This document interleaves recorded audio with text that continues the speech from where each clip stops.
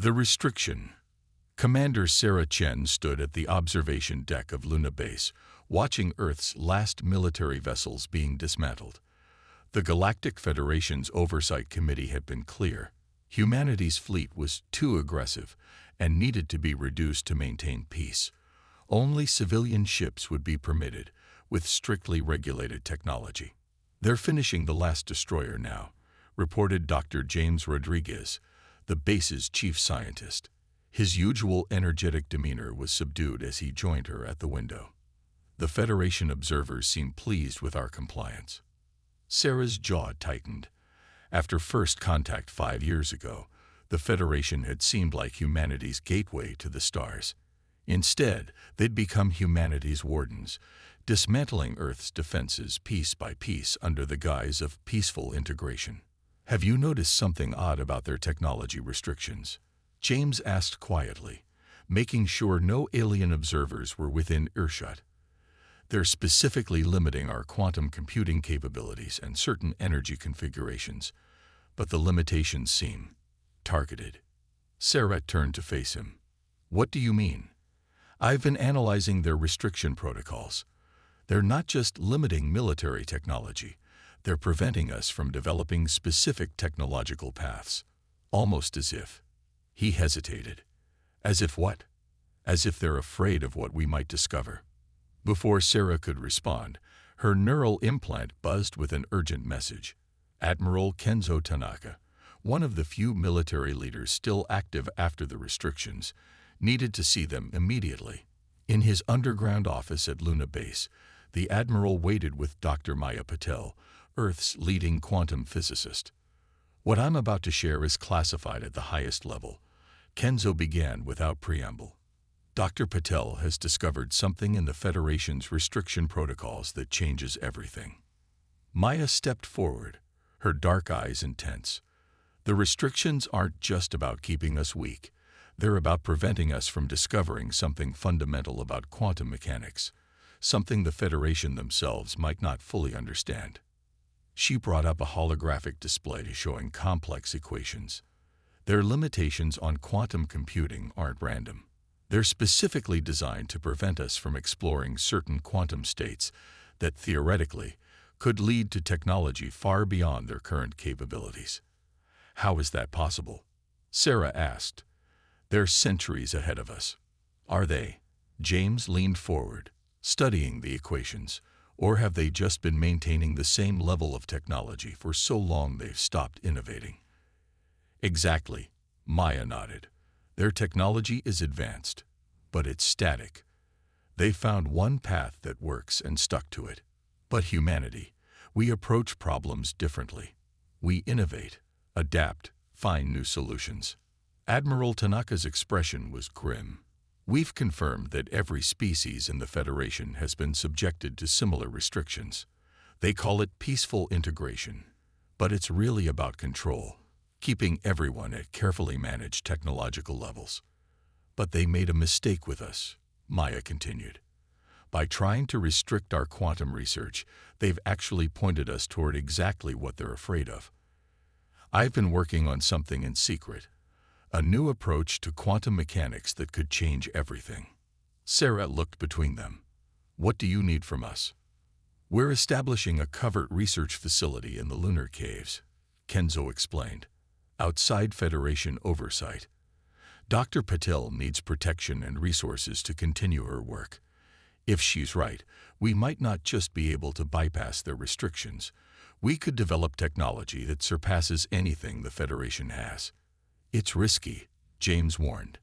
"If they discover what we're doing." "They'll do what?" Sarah's voice was steel. "Further restrict us. Force us to dismantle more ships. They're already treating us like children who can't be trusted with advanced technology. I say we show them exactly what humanity does when backed into a corner." The Admiral nodded. "Dr. Rodriguez, we need your expertise in concealing the energy signatures of the research facility.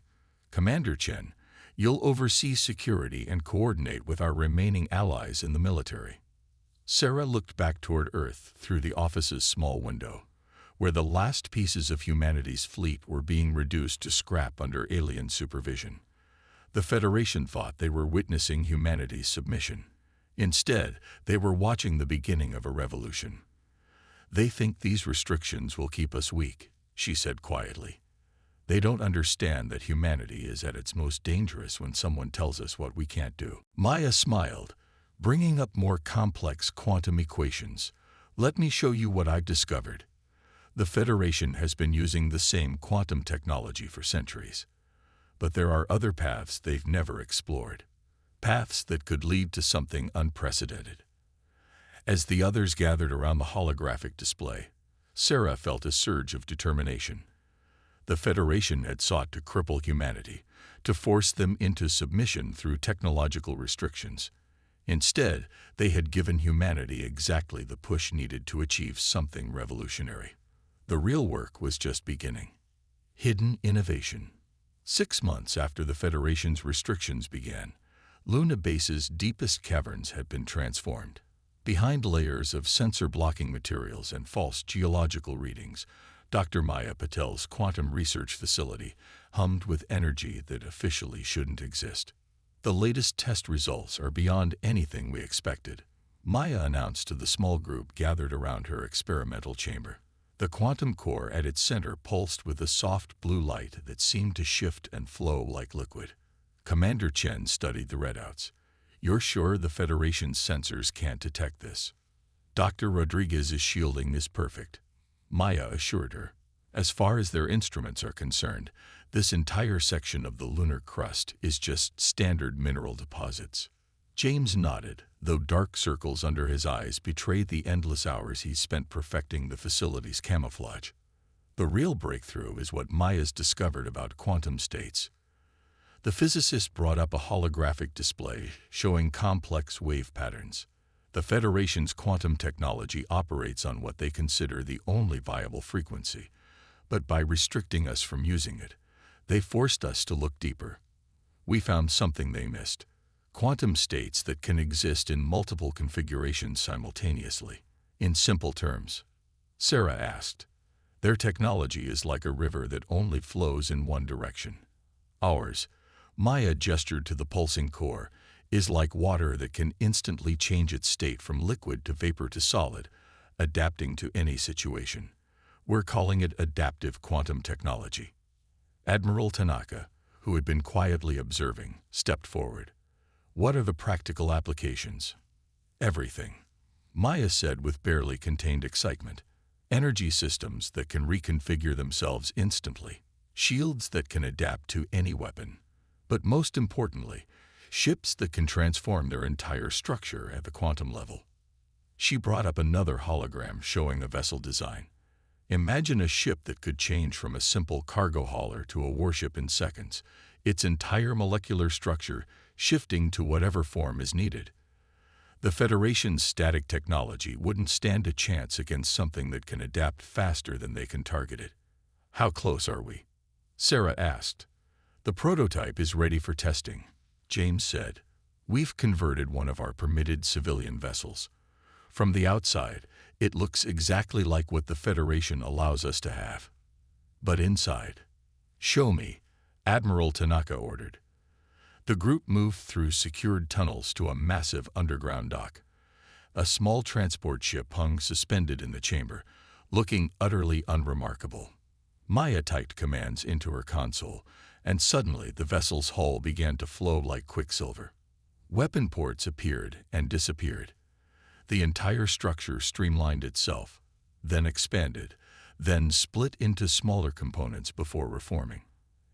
Every transformation happened in seconds, the quantum-enhanced metal moving like living tissue. "Beautiful," Sarah breathed. "The Federation thinks they've restricted us to simple civilian vessels," Maya said. "They have no idea that every ship they've generously allowed us to keep is being converted into something they can't even comprehend." "How many can we upgrade?" Tanaka asked. "With the automated manufacturing systems we've developed, we can convert 2 ships per week," James replied. "Within 3 months, our entire permitted fleet will be equipped with adaptive quantum technology. After that, Sarah finished, we wait for them to realize their mistake." As if on cue, Her neural implant buzzed with an alert. A Federation inspection team was making an unscheduled visit to Luna Base. They had 6 hours to hide any trace of their work. "They're getting suspicious," Tanaka noted. "Our compliance has been too perfect." "Let them look," Maya said confidently. The quantum core automatically reverts to approved configurations when anyone with Federation quantum signatures approaches.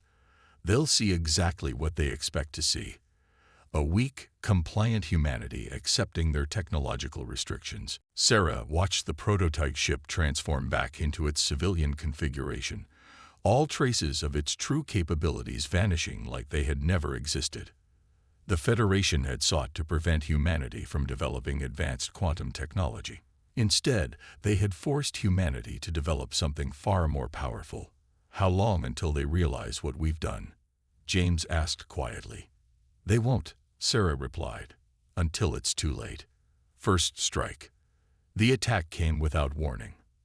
3 Federation warships emerged from quantum space near Europa Colony, their weapons already charged. On the command deck of Luna Base, Sarah watched the sensor feeds with carefully controlled anger.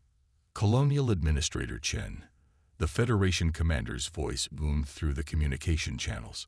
"Our sensors detected illegal quantum signatures from your research outpost. By authority of the Federation Council, we are here to conduct a thorough inspection. Deactivate your shields and prepare for boarding." Sarah exchanged glances with Admiral Tanaka. They had known this day would come, had prepared for it. But the reality of facing Federation warships with their supposedly weakened fleet was still daunting. "Federation Command," she responded calmly. "Europa Colony is a civilian research facility operating within all prescribed limitations. We have 2 transport vessels in the area conducting routine supply operations. Please allow them to evacuate civilian personnel before your inspection." The Federation commander's laugh was cold. "Your attempts at deception are noted. Our sensors clearly show quantum energy signatures matching prohibited military technology. Surrender now, or we will be forced to demonstrate why the Federation's restrictions exist." Sarah opened a secure channel to the 2 transport vessels near Europa. "Sierra 1, Sierra 2, are you in position?" "Ready," came Maya's voice from Sierra 1. She had insisted on being present for the first real test of her technology. "Quantum cores are stable. Transformation sequences are primed." "Remember," Sarah instructed, "they're expecting civilian ships with minimal defensive capabilities.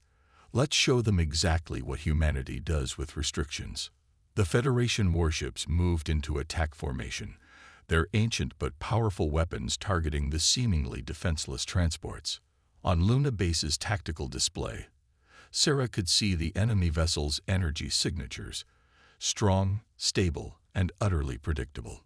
"Sierra 1, Sierra 2, execute Protocol Prometheus." What happened next would be studied in military academies for generations to come.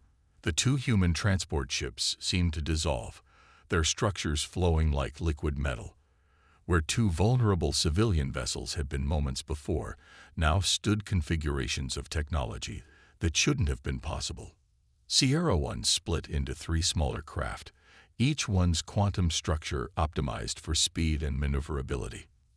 Sierra 2's transformation was even more dramatic, its entire mass reconfiguring into a lattice of interconnected weapon platforms that the Federation's targeting systems couldn't properly track.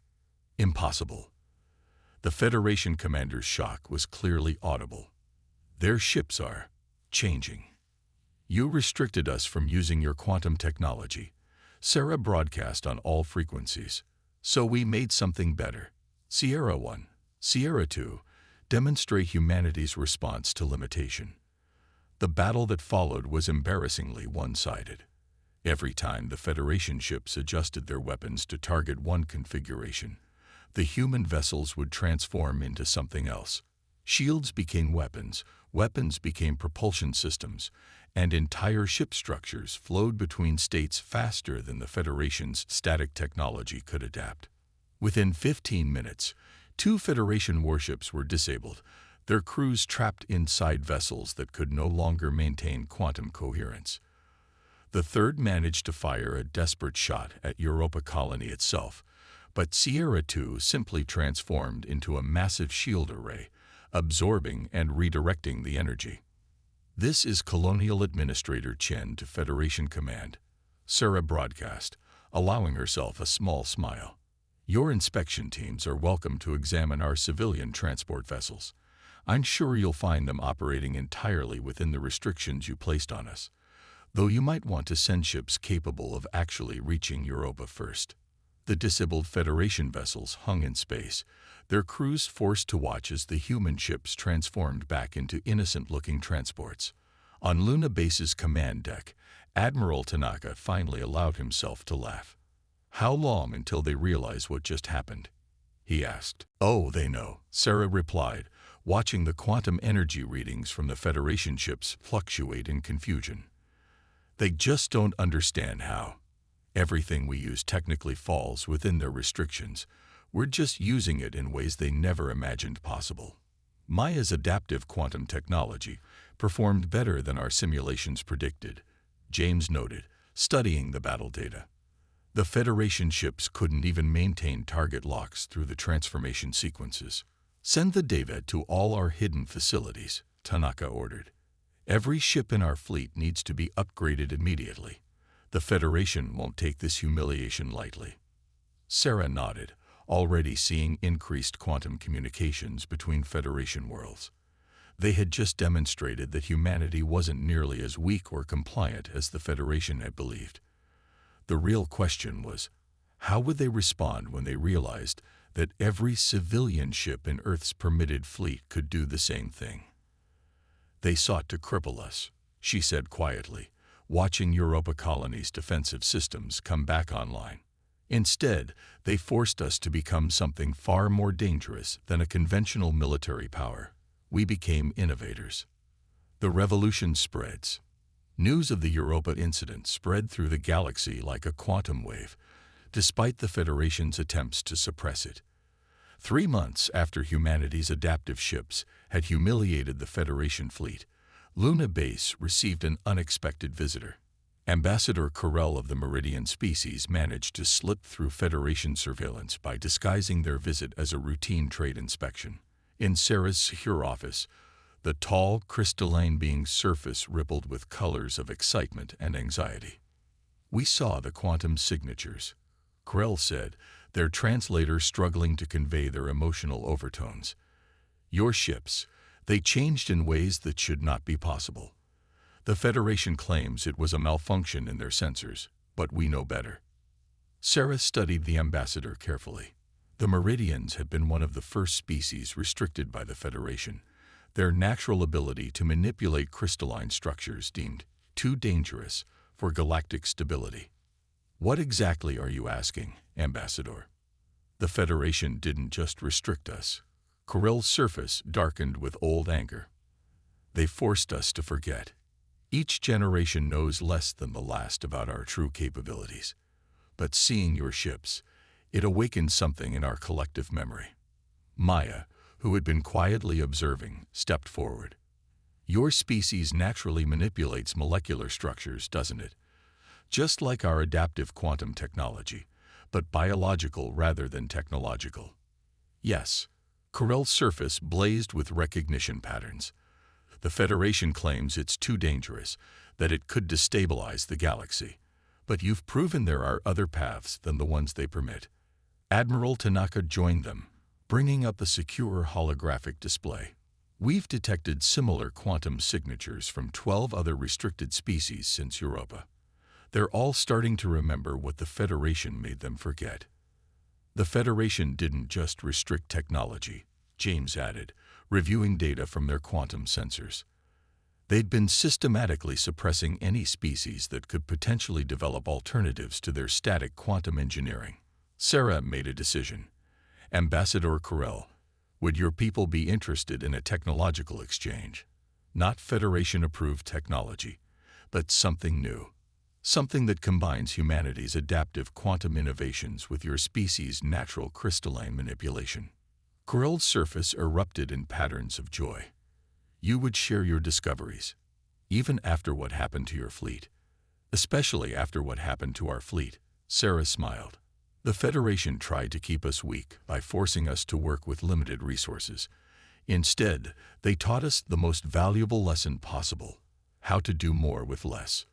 Over the next few hours, Maya and Cripple worked together, combining meridian crystalline theory with human adaptive quantum mechanics.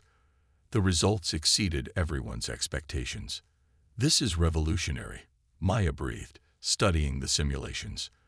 The meridian crystalline structures naturally want to change and adapt.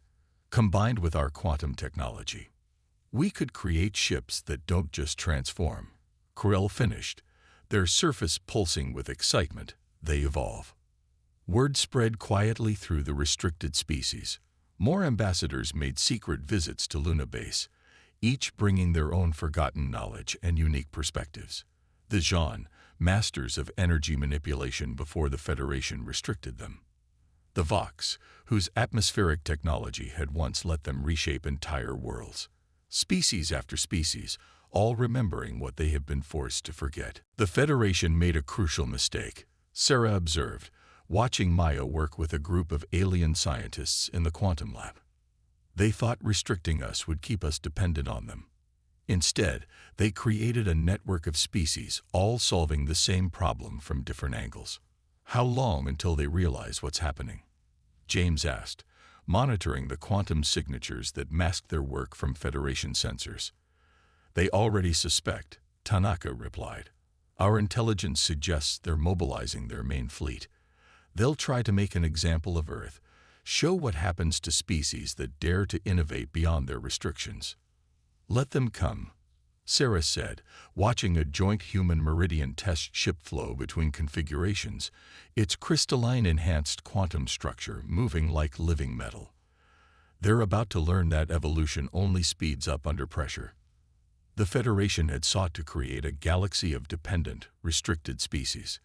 Instead, they had created something far more dangerous: a coalition of innovators, each bringing their own unique solutions to the problem of oppression. New dawn. The Federation's main battle fleet emerged from quantum space near Earth's orbit, 500 warships strong, their ancient but powerful weapons charged and ready. On Luna Base's command deck, Sarah watched the tactical display with calm determination. "This is High Commander Vex of the Federation Enforcement Fleet." The transmission boomed across all frequencies. "Your species has violated the fundamental laws of galactic peace. Surrender your illegal quantum technology and submit to direct Federation control, or we will be forced to demonstrate why these restrictions exist."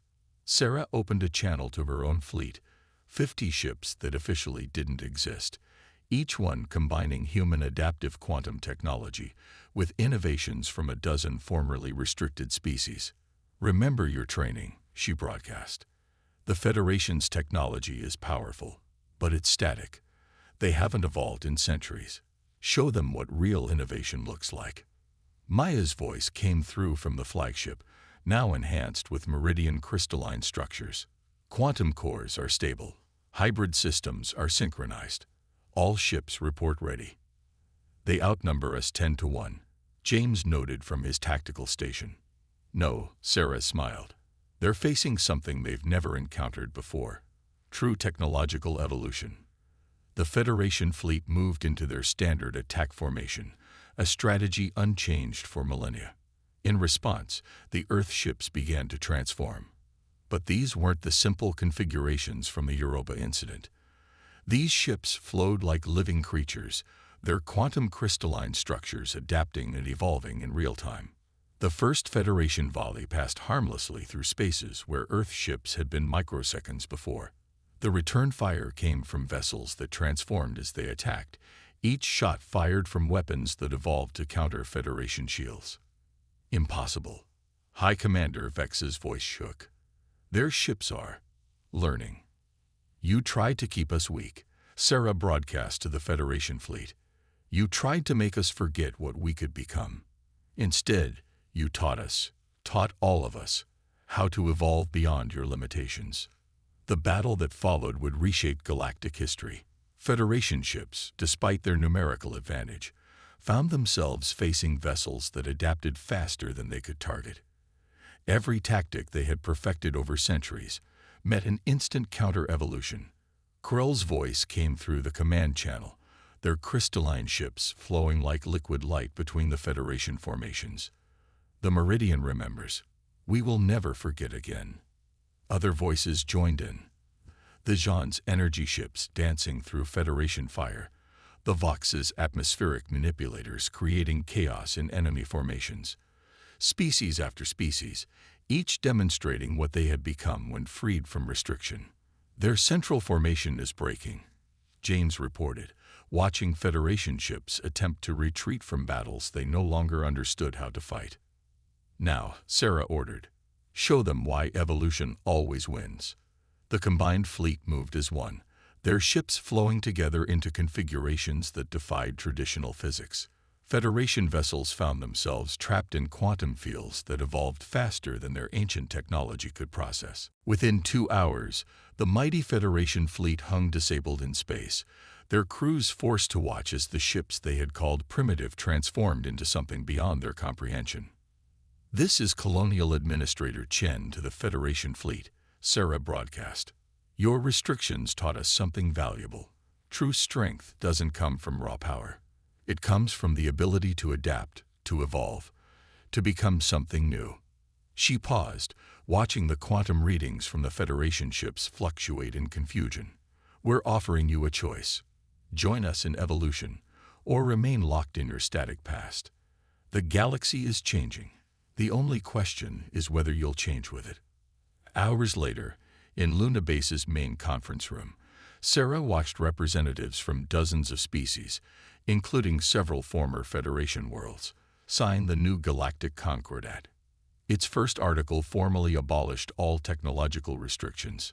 They sought to cripple us, Admiral Tanaka mused, to keep us dependent and weak.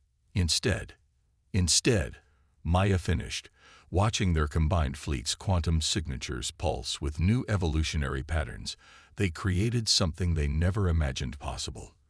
A galaxy where strength comes from innovation, not restriction, where every species is free to evolve. Sarah looked out at the Earth ships, their quantum crystalline hulls flowing with possibilities that even she couldn't predict. The Federation had tried to force humanity to forget its potential. Instead, they had helped create something unprecedented, a civilization that would never stop evolving. The galaxy would never be the same, and that was exactly what they had hoped for.